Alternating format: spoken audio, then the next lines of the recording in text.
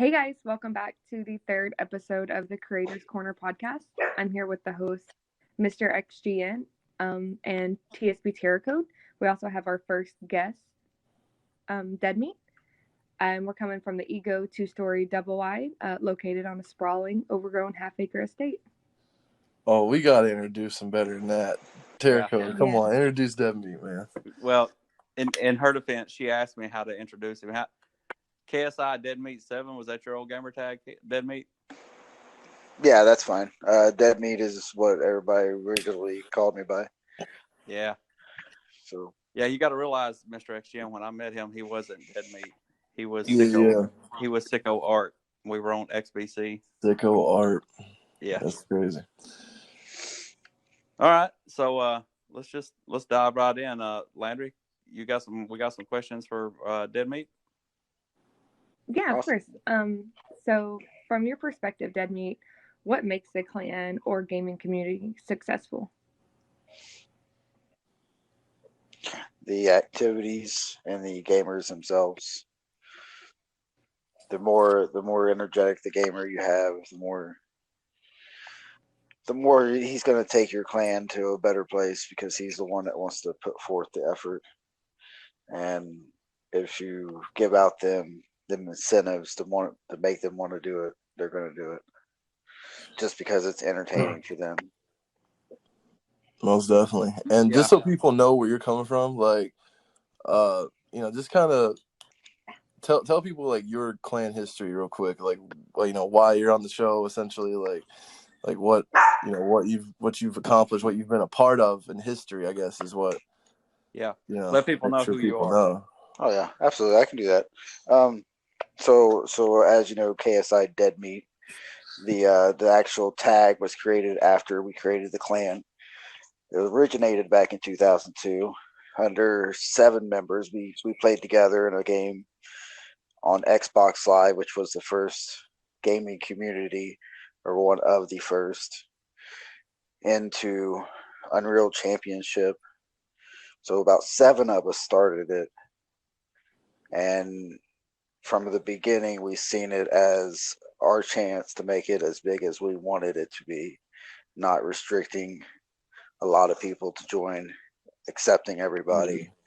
And from that, we went a long way. Here it is 20 years later, and people are still talking about it. Like, yeah, it was something that was done. Historically, because I always give KSI kind of credit for being the first clan on consoles. Were there other clans around back then? There were DBZ was a clan. Everybody knows what DBZ was all about. So there was a clan of DBZ, and there was a clan of something. I mean, there was very few clans at that time on Xbox Live. So when we got in competitive mode, it was pretty fun. I mean, for a console, having the first console online and being able to play against other clans that really weren't even established yet because of the way the PC world took over clans from the beginning. Yeah. Okay, so there were a handful of scatter clans on consoles at the time. Oh yeah, there was just a select few.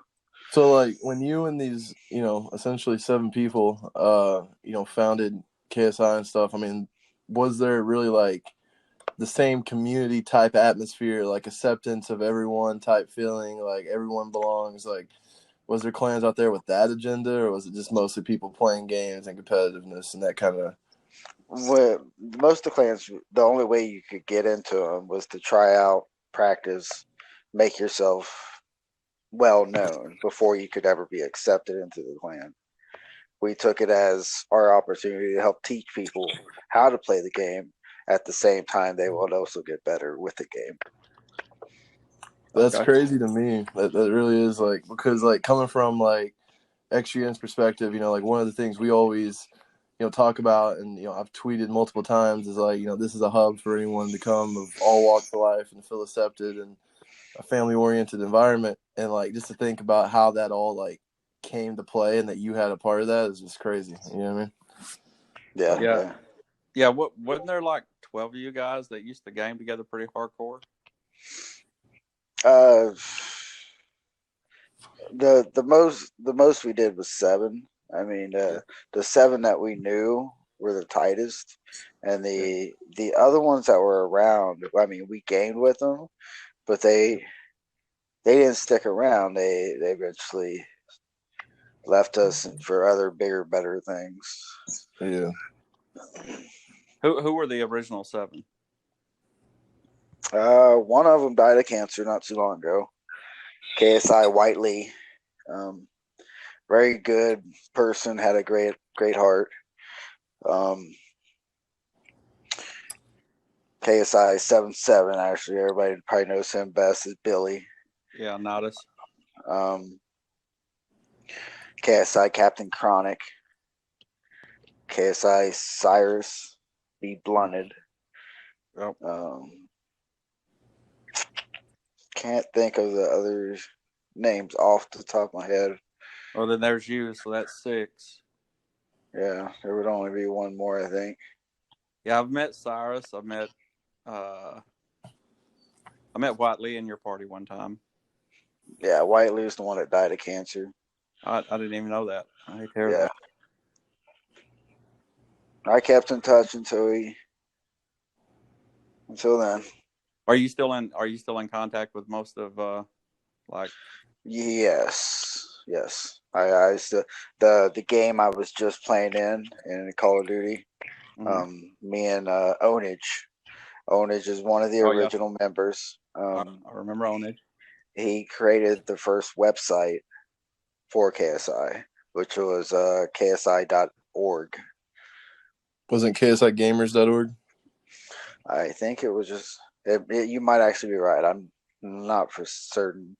Yeah. That stuff was like Chinese to me. I mean, I think it's awesome, like what you just pointed out. Like, you still play with these people, you're still cool with these people, and you kept up with them, and I think that's like what all this is about. Because even after people aren't involved anymore, real life comes into effect, or they move on to another clan or whatever it is, maybe. The friendships and the bonds they create, remain, unless you're someone named Corey and have a blacklist that ruins everything. Anyways,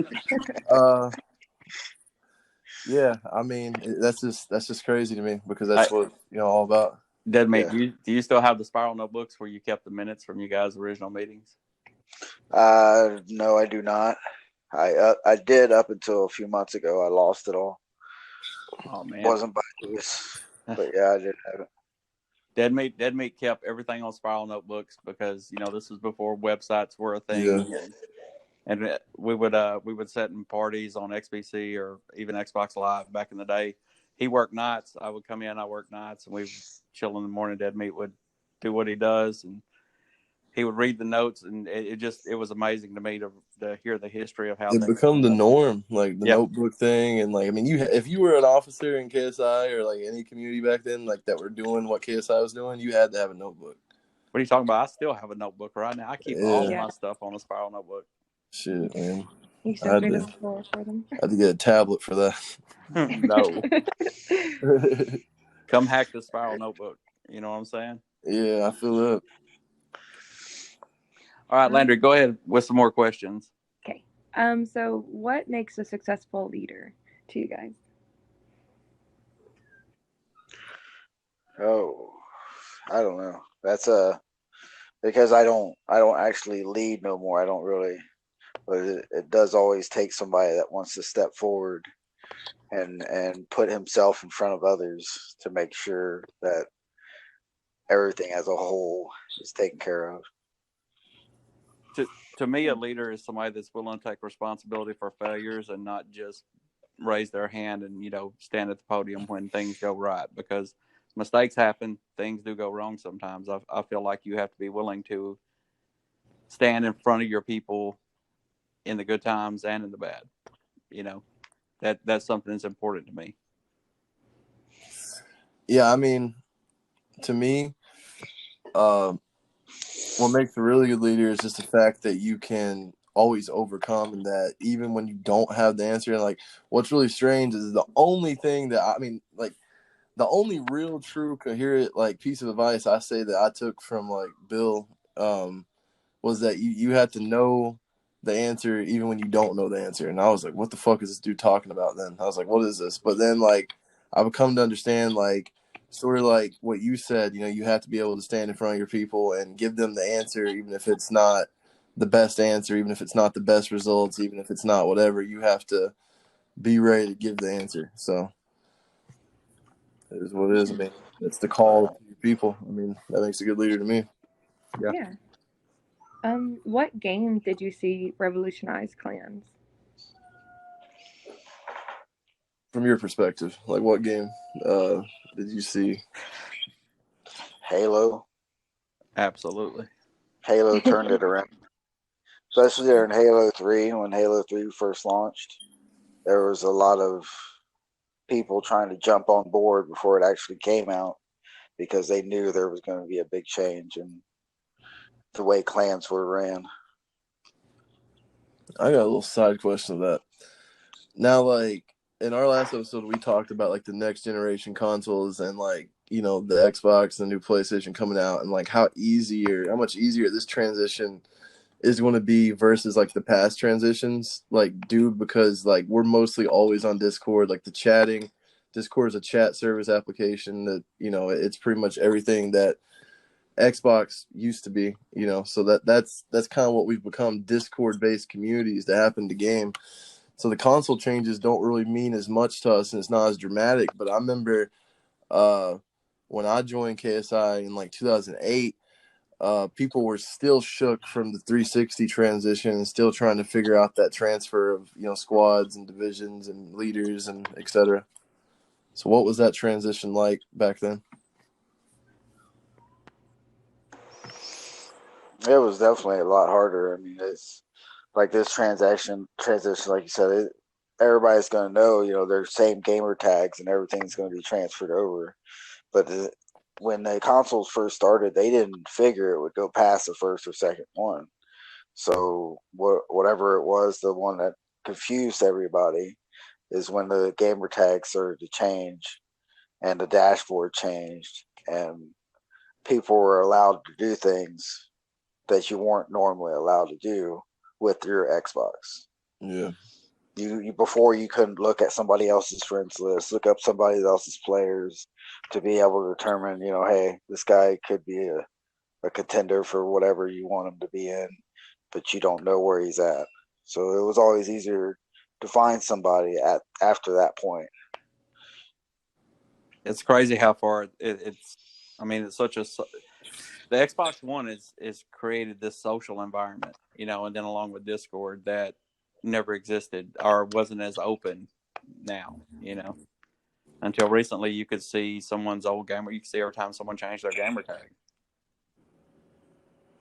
Well, I mean, you remember, I mean, back when it comes to feature wise, think about on 360 when we got the party chat feature. That was just so revolutionary because prior it was all private chats. You all had to pile into game lobbies. Like everyone played certain games. Like you'd have to pile into this pregame lobby, talk, discuss, and then party chats came and it kind of opened up a whole lot, you know, of avenues. I feel.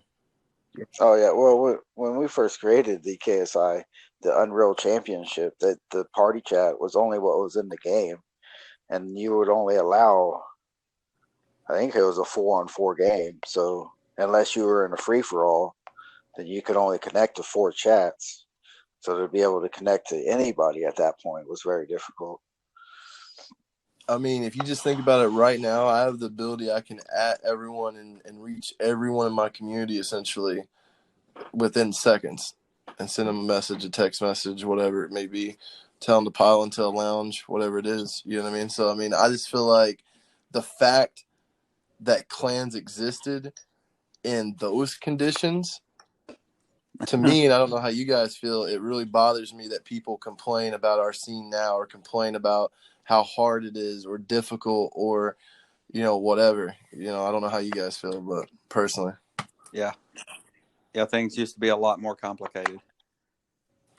Because can you imagine every tool in the, you know, in the box now. Can you imagine the numbers that KSI had in the beginning working through that antiquated system? Yeah. I think the first 2 years or 3 years we had about 400, 500 members. And that was all on paper.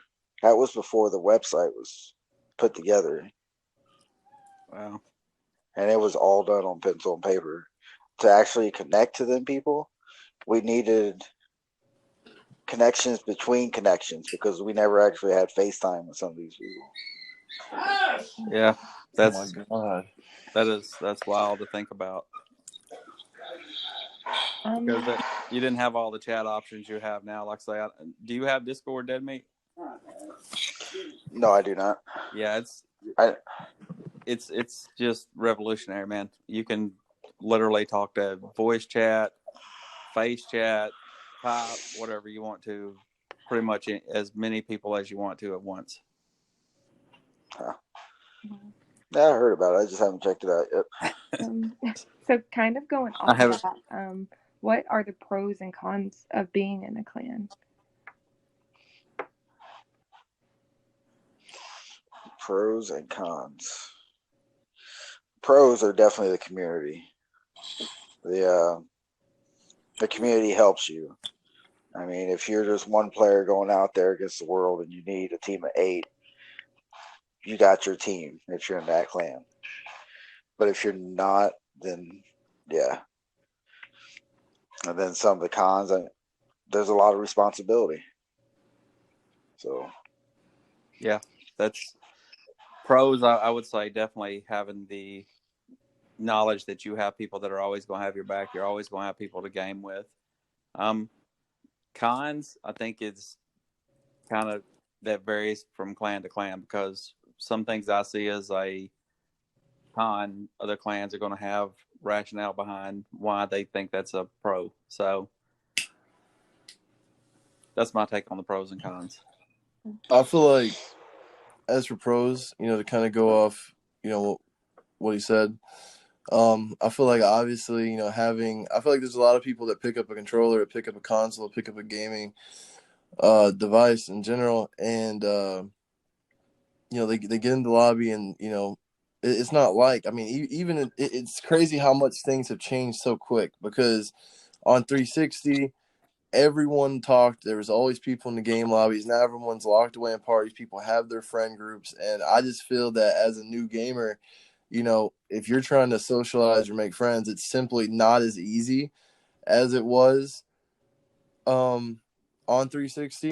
And this is what blows my mind, that communities aren't larger and they really are. More of them is what I mean, is the fact that it's never been more needed to have a gaming community. It's never been more. There's never been a higher need for groups like Hydra, groups like XS, groups like TSB, J2H, XGN, XT, all the clans. I mean, every clan, because it's just simply hard to make friends, and playing online multiplayer, like it makes it better. It makes it just fun. Yeah, absolutely. I mean, how many people do you know right now? I mean, I have them in my clan. I know you have them in your clan, and I know DEADMEAT's experienced these people that this is their life. This is what they do.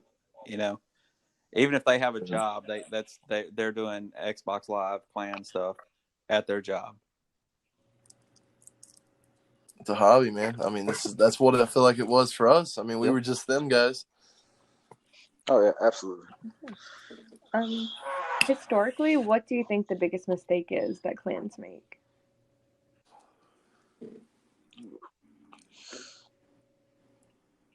That I don't know. Terrorcode. There.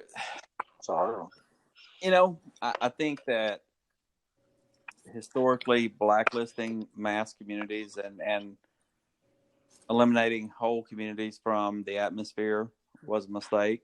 I think that clans not communicating was another huge mistake historically that have been made. There have been grudges held out for years that could have been handled in conversations. I totally agree with that one. I do believe there was a lot of mistakes made. with communication as part as clans went. Even though they went their separate ways, they could have went a lot farther if they just had some kind of line of communication between them all. I mean, I definitely agree. You know, coming from a perspective of like, probably like, I think I definitely should hold the record in history of clans of having the largest blacklist of all time.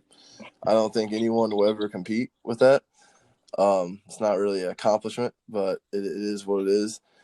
And to me, I feel like we owe it to our members to bring them the best experience possible. And I feel like by me, you know, solely, you know, wiping that blacklist and, you know, only blacklisting people that are literal like criminals, you know, like people that obviously do stuff with children, do stuff, you know, illegal online, and, you know, like to the extent that I feel like that if this isn't at least known to the mass majority that this person exists, you know, then I'm failing them, and that's the route that we've chosen to take with our blacklist. But I remember a time whenever, you know, there was no communication and there was just a lot of ego and pride and a lot of stuff on my part as a leader. And I imagine that other clans that hold, you know, these grudges and hold these things, you know, they totally feel like they're in the right, because at the time you do. But then when you really look at the experience that you're presenting to the people, and you know, you bring in these people and you preach like long-term friendship and unity and et cetera, and then, you know, 1 minute then they have to lose all that. I just feel like that's very extreme. That's very just rude, you know, and damaging, you know, to people.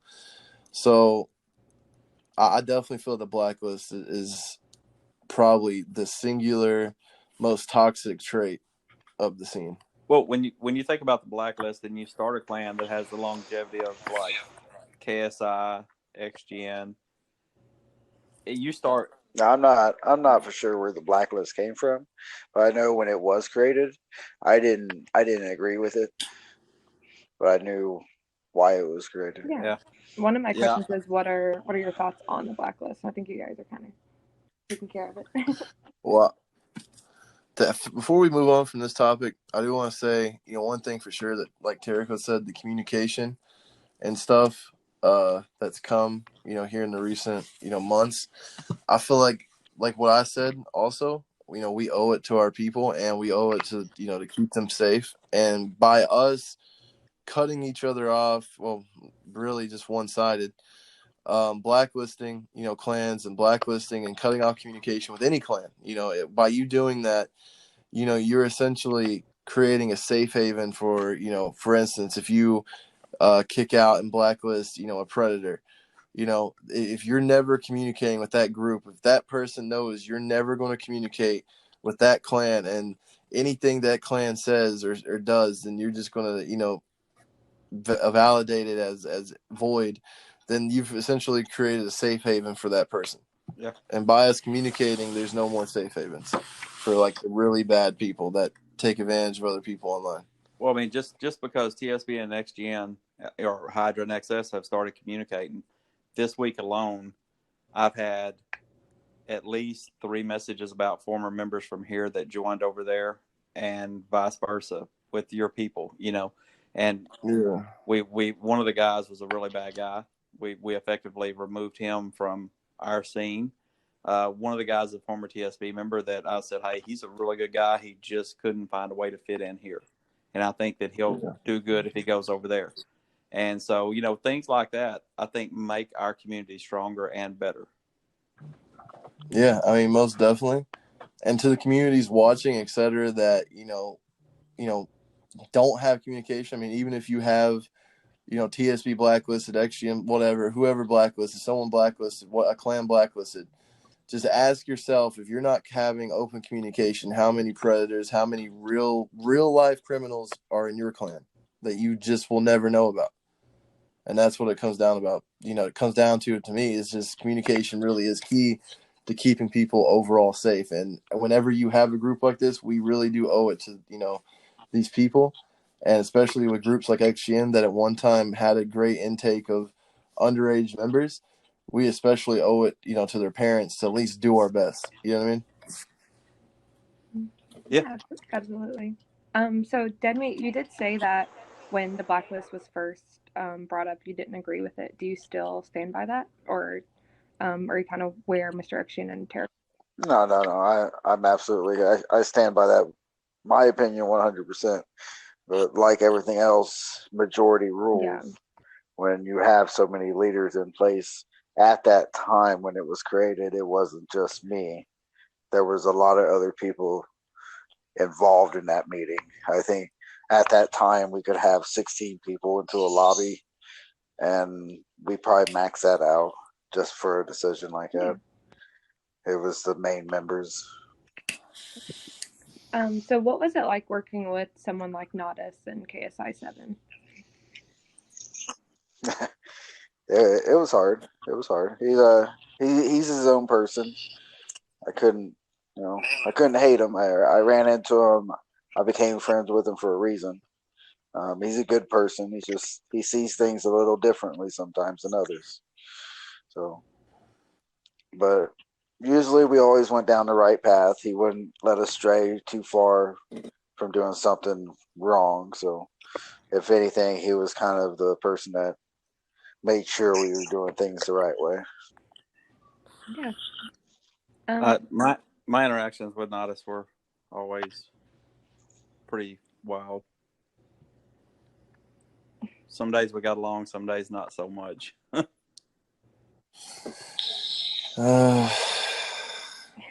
I spent a lot of time with Bill, like for, I'd say like a couple of years, like, almost like every day.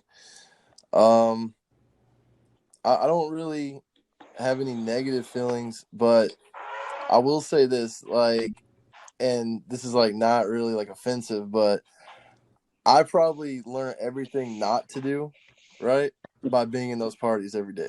Like, I saw people like, just attacked, and this is late Bill. This is like 2008, 2000, like after the fact, after the fame come, after everything like that, and the kind of Bill that I got just didn't correspond with all the stories and the legacies and everything that I heard coming through the ranks, and I was kind of like disappointed. You know what I mean? And I have Bill's number, and like I talk to Bill and stuff, every now and again. It's just I just feel if you look at where things went, like to how bad things went following 2008, it starts somewhere, and I have to hold some kind of accountability, because I mean there was just a lot of bullshit that went on in those late years of like that era, the late 2000s. Oh yeah, there was a lot going on there in that time. There was so much. I mean, there was a few times that we had to get other agencies involved, but yeah, there was a lot, and I could see how it built up on one person.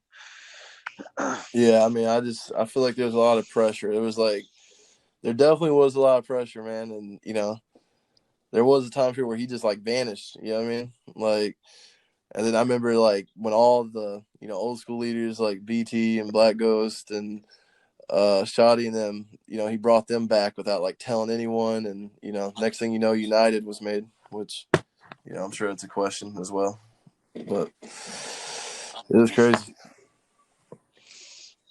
Indeed. So, what are your thoughts on there being more than one KSI clan?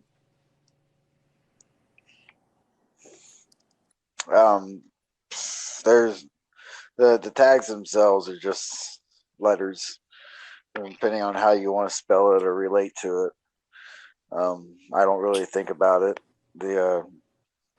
I think I created a regiment here on Call of Duty called Killing Services Incorporated. So there's your true KSI name if you want it. It was never knowledge, strength, and integrity. It started out as something else. And really, all they are is just letters and how you want to put them out. So you feel like? Go ahead. What was the what was the rationale for changing it to knowledge, strength, and integrity? It was more user friendly. Yeah. Killing Services Incorporated is considered violent. So there's that. Yeah. I'm guessing you opposed that decision as well. Oh yeah, no, absolutely. It took me a long time to come up with that name, and between 7 of us, it was unanimously decided that was the name. Yeah. So you're the one that come up with Killing Services Incorporated? Yeah, my original gamer tag before DEADMEAT. Now this is back when Xbox Live first came out. The original DEADMEAT tag was taken, and I had gotten Xbox Live like the second week it came out. So there's no chance of me getting DEADMEAT. It took me about a week and a half to get internet. So I thought up a name. I went with Killing Services. I created, what do they call them? Game rooms. Yeah. I play the servers where you go to play. Sure. I created the servers under that name of Killing Services. So everybody thought, well, that's got to be a legitimate server. Bunch of people would go there and play. That's how we would use that tool to recruit. Now, after the first 7 members, and we had probably 30 members, we needed a solid name. And we went ahead and took my name and just broke it down into Incorporated to include everybody into Killing Services. That's dope. Which was an excellent idea. Just went a little sideways, I guess. For the better, I guess. I don't know. You can't argue with the success that you guys had, back when. No, I absolutely cannot. I mean, with the tools that was available too. I mean, it's kind of unreal. What was the largest number you knew of you guys had, DEADMEAT, as far as legit members?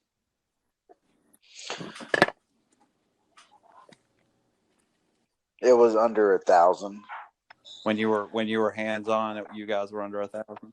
Yeah, when we were hands on, I had dropped out because it got too many members for me to handle. I had real life problems to decide on, so I had to step back. But at the same time, there were enough members that it should sustain itself at 1,000 or whatever it was at. It was real close. Yeah, it blew up after that. Yeah, it blew up. I remember when I got director, between my 2 divisions, there was like 900 people. But I got over double helix and triple helix. And that was really cool. But see, that's when I came back for my second time. I finally made it back, and there was a lot of divisions. Yeah. Do you feel like that rapid expansion, that constant need for more and more and more growth kind of led to a lot of the problems and that followed? Yes, I do. Yeah, because I know. I've been preaching. Go ahead, man. I know DEADMEAT would. He wasn't about the big crowds. Yeah. In fact, when we would get on XBC talking about he's always had this fascination with killing servers or something. He would create a server on XBC. It was the killing fields, and we would get on that map and just do crazy stuff all morning till he passed out. That's awesome. DEADMEAT, can you name 3 things that you miss about old school KSI or just clans in general?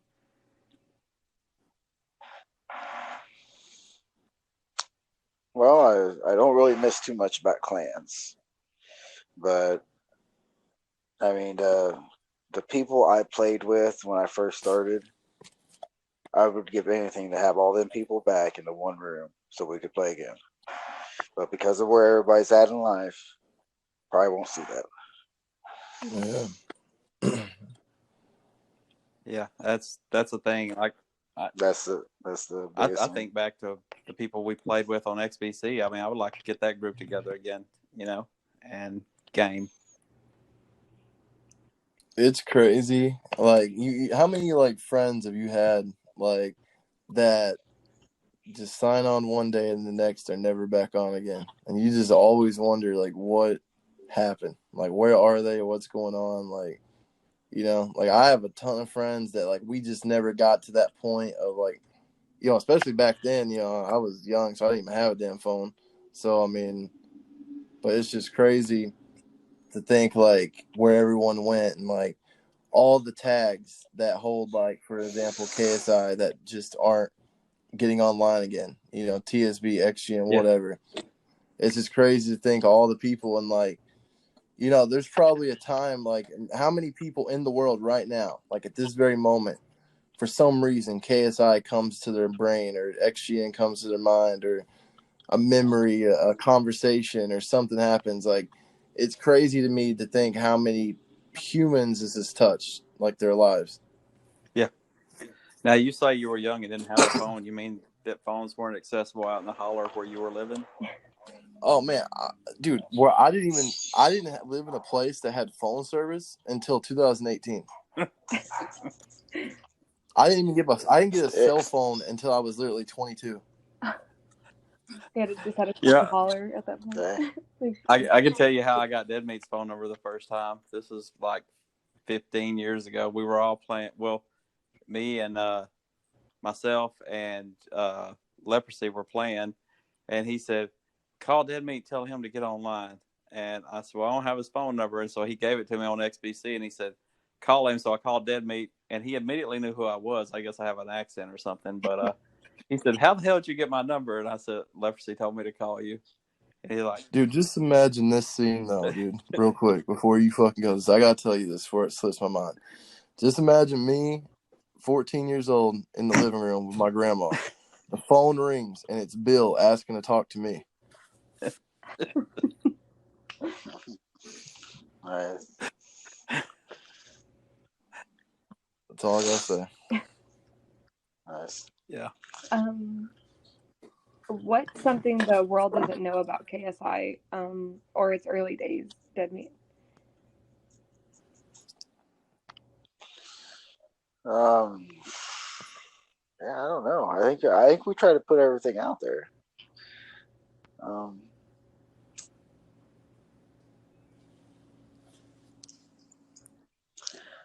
No. Some of the beefs that we made in the early days when we first started, we did on purpose. We initially thought that making beef with people would, no matter what good or bad, it was still considered advertisement. So they still heard of us, whether or not they liked us or disliked us. And we did that for the first year or two. That was something that we didn't really tell a lot of people. Makes sense. Yeah, let me ask you this, DeadMeat. Get you on record here, and you may not remember, but we've had this discussion before. Did you guys make MEA? Wait a minute. Say MEA. That clan name again? Yes. Okay, so KSI created it as a clan to attack KSI. What? That is true. That is to push the KSI name. Yeah, I don't even think XGN knew. I didn't know about that until they actually did it. Dropping bombs up in here. Jesus Christ. And I'm going to say this because it sounds just like that's a Nodus plan, correct? Or a 7-7 plan? Absolutely is. Yes. Man, I'm gonna spill my mouth. If he hears about it, I'm sure he'll be mad I said something. It's okay. That's okay. Oh man, now Lucky's gonna have to come on here to dispute this shit. Yeah. Man, damn, I about spilled my mountain holler, dude.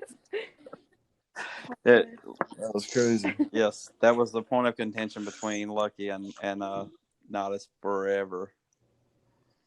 Wow, dude, that's crazy. There was a lot of back and forth on that, but yeah, it was for that reason. I want to ask you to confirm one other thing, and it's to show the level of dislike that MEA Lucky 7 and KSI 7-7 had for each other, and it's cruel, but it's the greatest troll I've ever heard in my life. Tell me if this is true, DeadMeat. What is it? What's the big conference they have every year where they announce the games? What is it? E3. Okay. Yeah. Nodus hits up Lucky and says, "Hey, because they were the two biggest clans on Halo back then, going at it, said we've reserved KSI and MEA slots at E3. They're going to let us set up and sell merchandise. And this was back before people had merchandise stores and all this. So they talk, they go through all these motions. MEA prints all these shirts up, gets all this MEA memorabilia together. They fly people in. It's in California. They all go there. They show up and they're like, we're MEA. KSI got us all spots reserved. And the E3 people are like, what the hell are you talking about? Oh my God. Yeah. As that I cannot. do you know about that? Is that real? Are you done? Was that what you got? Okay, yeah. I can't confirm it. I know about it, but I can't confirm how true that is. Okay. I do know about it though. Oh my God, Corey, that's the kind of shit that they did to each other back in the day. That's the biggest troll ever. Yeah. Dude, I would have cried. That's so mean. Because they went to a print shop and had shirts printed up. They spent all this money. Go there. That's horrible. Dude, what did they end up doing? Didn't like Sanders or like someone like run like MEAclan.com or something, and then he ends up like shutting their site down or some shit? Yes. They go with Sanders. Dude, you could not tell me a single story that happened between KSI and MEA that would surprise me. I mean, they did so many things to each other. The raps. Yeah. I guess let's switch to a bit more positive. Do you have any tips? That was positive. That was so savage. Oh my gosh. Do you have any tips for aspiring clan leaders of 2020?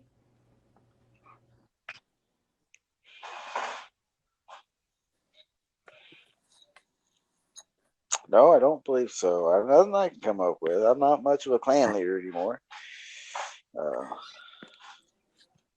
Creativity is definitely still key.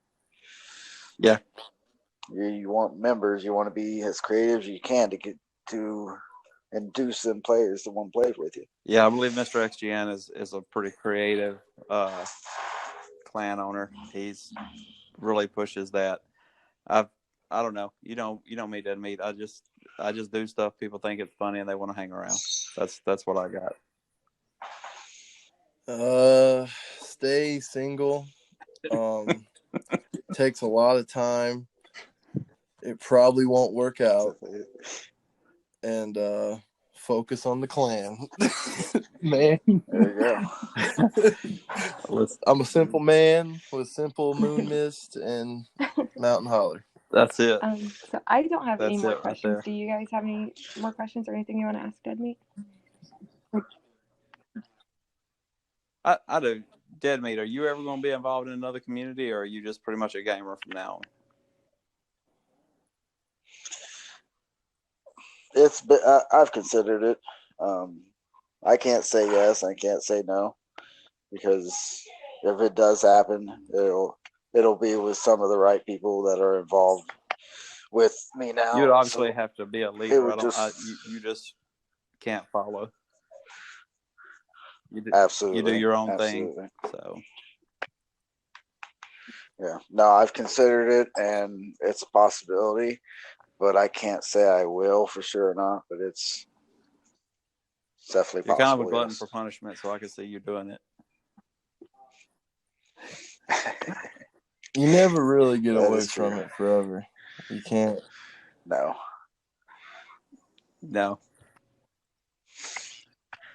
Corey, you have anything you want to ask DEADMEAT? Man, dude, I'm just surprised you never killed Bill though. I'm just surprised. I just feel like he stressed you out. I get a vibe that he really stressed you out, man. Like Bill, I get angry and sometimes violent, and he knows it. So he would not try to irritate me. He would be a sponge to me as well. So even though I did feel that sometimes he was in the wrong, I had to let him do that because sometimes that's what somebody needs. It's not to be bothered by somebody else telling somebody else fucked up on his fucking friends list and that stole 10 members off the clan. 10. And he's like, "Hey, gotta do it." Dude, that was literally me like 7 months ago. Anyways, so what we're getting at is that there's a possibility of a KSI 77 versus DEADMEAT gaming community celebrity boxing match, and that's what we're getting. It could be live streamed, is what I'm hearing. This is what I have found about DEADMEAT and Nodis over the last 15 years. Is at the end of the day, never question their weird ass friendship with each other because they are loyal to each other no matter how mad they are to each other or mad at each other. That's the first thing that Nodis said when he hit me up here a while back was, "Will you send my phone number to DEADMEAT?" Dude, you're Doc Anthel, dude, and he's Joe Exotic, is what it is. Nice. Did he reach out to you after I passed his phone number, or did you reach out to him, DEADMEAT? I believe he reached out to me. I talked to him recently, how things were going and stuff. Yeah, he's still doing good. I still talk to him. Still. Yeah. Nobody will ever understand what the 360 atmosphere was like. The people that are new to gaming and communities, because that was the wild west back then. There was so much shit going on all the time, every day. Oh yeah. It was a change up when we went to the XGC or was it XBC, Xbox Connect. Yeah, it was definitely a change up because there wasn't as many of a player base, because by then Xbox Live was so big, and then just to get to that, it probably had so many hundreds of thousands of members or whatever. But it was a nice player base to come down to that. Yeah, I mean that's after the chaoticness. That's why you would get on XBC to avoid Xbox Live as they got bigger and bigger.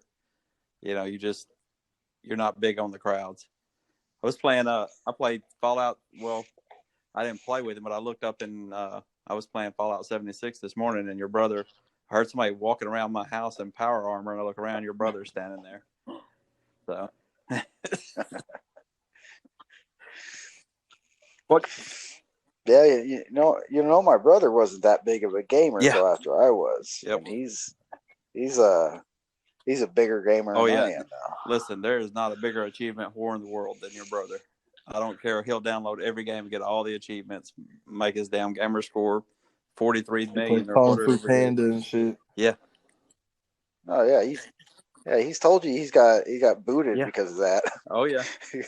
And hell, he was looking for him, and everybody else was cheating to get it. Yeah, he's always been that way. He hops in my party because he doesn't like crowds either. He'll catch me if I get up early in the morning and he's been up all night.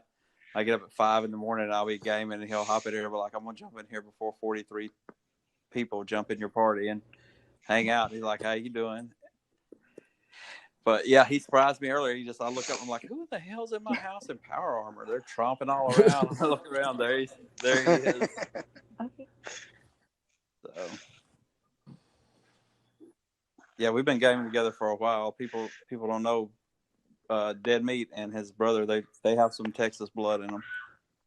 Well, I've been knowing y'all were cool, man. I mean, even back then, I think the first time I even saw you in a party, I think I joined DEADMEAT's party, and you were like just leaving, I think. Yeah. So. Oh yeah, we've been around each other for a while. Been through a couple of marriages and divorces together. Wait, y'all are married? No. At one time. Oh shit! At one time in Malibu. We both have been through the rise and fall of real life together. I remember when DEADMEAT. Hey, DEADMEAT, do you remember the spider fights, the YouTube videos you couldn't make public because KSI and the public image and stuff? now it's getting popular, and they took mine off. Yeah, I know what you're talking DEADMEAT about. worked at a recycling plant, and these massive spiders would get out there, Corey, and they would catch them and put them in this like big ass trash can, and he would record them with his phone. The spider death fights. Oh my god! And he couldn't make them public on YouTube because of who he was, and people were reporting shit. Well, phone recordings were so bad back then that it looked like a couple of blurry legs slapping each other. Yeah. It was still cool though. I mean, it was kind of cool. Just yeah, the ones I look on your YouTube channel. You still have the old XBC videos you recorded back then with the Lamb of God music blasting. Drew, I'm surprised someone hasn't copyrighted that. Yeah. So they did on a couple of mine because I had like 5 or 6 of them, and then because of the Slayer one, I think they pulled that one. But you can still watch it. You just can't listen to the music. Yeah, it's just good times back then. Good times. What games are you playing now? I mean, I know you're still on the PUBG grind. What other games are you playing? Oh, I'm playing the Warzone now. The popular ones, yeah. Warzone's good. Tom Clancy's Divisions too. I have that one. I pre-ordered it because I really liked the first one, and I pre-ordered it and still haven't played it. That's my life, right there. Oh, dude, I have so many games in the wrapper. I just haven't touched it. Yeah. What games are you looking forward to coming out? DEADMEAT, have you looked at anything in the future?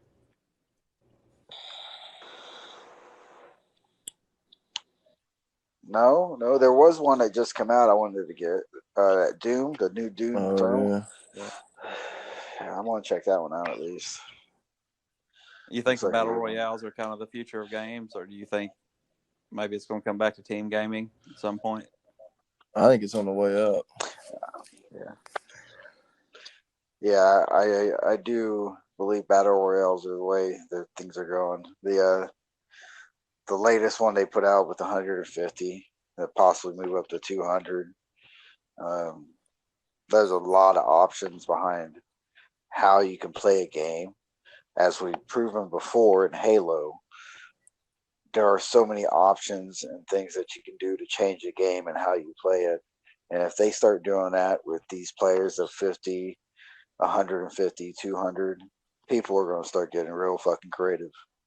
I think it's more of the chance. I think people are just fucking little gamblers is what I think. I think it's just the chance more than the actual gameplay they're enjoying. Yeah, I think so. I would like, the new Halo's about to drop this year. I would love to see it come out and go strong. And if it's a good game, I'm going to get some of my people back, and I'm going to show some people that they do have limits. But, as of right now, I don't see Halo recovering. No. It'd be nice. But yeah, I agree. Okay. Anything else you guys feel like we need to cover? I feel like that's a good one. I'd like to cover one thing. I'd like to talk about the creation of TSB and how TSB was created. TSB came up as a name from TerrorCode, and he came up to me and he says, "I think I need to create my own clan." I said, "Let me help." But everybody needs that help, man. First thing you said was, "Don't use that as the name."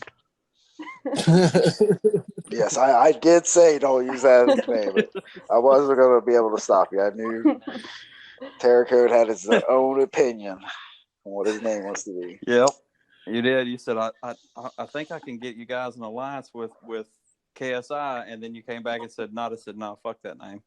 We can't be aligned with somebody with that name." Dirt off. Sorry. Yep, and that's what happened too.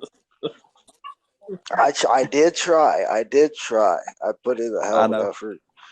Dude, just imagine the setting at your funeral when someone has to go up there and read off that they're proud of you for take a seat, bitch. That's gonna be awesome, bro. Dude, if I can't come, I'm gonna be pissed. Hey, it's gonna be open bar. No, I might die first. Fuck, I'm out here talking shit. I need to stop. I need to be careful out here. Yep. Hell yeah, Dead Meat. We have this thing, man. We've been talking about, we've created a gaming tournament system called Ego, the Ego Arena, and it's for all clans to participate. And we've been talking about getting a house together, what it would be like. We settled on a 2-story double wide trailer on an overgrown lot, and we've talked about who would thrive in that environment and who would fade away. They just couldn't handle the level of white trash that we would be surrounded by. I feel like you would be there with us. I know, knowing you would thrive pretty well in the environment we have to offer. So absolutely. Your brother absolutely would not. He would freak out with a bunch of single guys there with the level of dirty and trash that we would have piled up. Wow. I really look. If people continue to watch this and this was like a big enough podcast, we're doing it. And we ever we will do this. We will actually make this happen. There will be a double wide. It will be exactly how described, and it'll be everything. And we'll literally launch the most low budget, low quality. We need to go get a 1995 camcorder, okay, to record the show. Yeah. All right. Absolutely. And the only way you can get this is this will not be streamed. This will be a televised show every week. You can go on our website and order the VHS, and we will mail you a VHS of the weekly episode of the Ego House. And we will also be selling the Creators Corner themed hand hydro dipped VCRs. Yes. That are custom in case you do not have a VCR at home to watch the episodes. I was thinking the other day, hey, because I like hot tubs, we probably can't afford one. We get us a big, the big circle tanks that they water cows in and horses, and we just put a fire right up beside it, the galvanized tank, and heat the water that way. That's too much, man. That'd be nice. That's too expensive. I got a better idea. Remember the rusted out S10 in the front yard? Put a tarp. All right, we're gonna get a shovel. We're gonna get a shovel, and we're gonna get all those beer cans out of the back. Yeah. Okay, and then we're gonna get a tarp. Yep. All right, problem fucking solved. You know what I'm saying? We ain't using our water. You know what I'm saying? We're gonna sneak over to the neighbors in the middle of the night and hook it up to their water faucet and they'll fill our shit up because we ain't run our water bill up. Shit, that shit's more than $25 a month, I'm out. Hey, we'd have a mobile hot tub in that situation. A mobile one, dude. Who's got that? Wait, you think if we put a heating pad in? Wait, that wouldn't work. How are we going to heat it? We could get the old waterbed heaters because we're going to have water beds in the double wide and stick them underneath the tarp, plug them in, and let it heat the damn thing up. We can take lawnmower blades and make fans and shit. That'd be kind of dangerous, but we can. Yeah, this would be great. We need some damn hammocks too. I need one big boy so that I can get in and not fall through. That's a hell of an idea right there. Thank you guys so much for coming, and thank you, Dead Meat, for being our first guest. I really appreciate it. And definitely tune in, you guys, for more podcasts in the future from the Creators Corner. And you guys have a good night. Yeah, raise hell, praise.